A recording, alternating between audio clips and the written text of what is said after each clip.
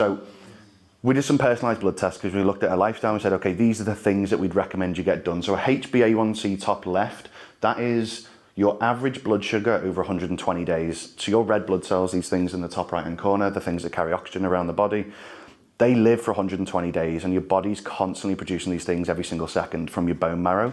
So if we take a sample now and then we take a sample in 120 days, we've got a complete fresh sample.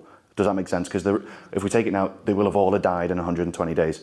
That's why we do that blood test every 3 or 4 months. The gold standard is to do it every 4 months. But your average blood sugar, so all of the peaks, all of the troughs. Have you seen people are getting these capillary monitors on their arms now? Not terribly useful unless you're diabetic, because it's like trying to work out a constant readout on your car of MPG.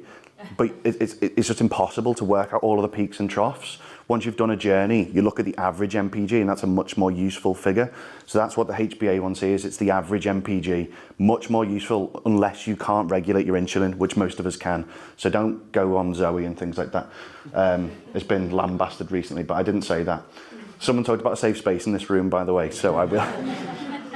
Triglycerides, that is fat. There's a lot of confusion around fat and what's cholesterol, but triglycerides is fat.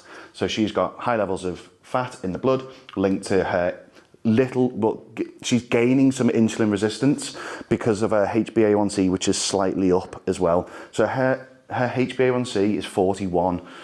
You become a pre-diabetic at 42, you become a full diabetic at 48. So the NHS is not doing anything with that. Like, they're actually happy with this. My dad is a type 2 diabetic and I'm constantly onto him. You can't change people's behaviour. They've got to voluntarily take it on. So we can do all this great work, but the hardest part is getting them to start to change their behaviour. The NHS discharged him once his HbA1c was less than 52. And I was like, this is wildly unacceptable. Our target is less than 36. So we're much more aggressive in getting this down, because when we look at longevity, these are incredibly important markers allowing somebody to live a long and healthy life. So 41 is not good, but the GP would do nothing about this. HDL, that is a type of cholesterol that's a little bit low. So HDL is your good cholesterol. It's a little bit more confusing than that. I've oversimplified it ever so slightly, but HDL is, for all intents and purposes, your good cholesterol. So that's too low. Her high sensitivity CRP, this is inflammatory markers.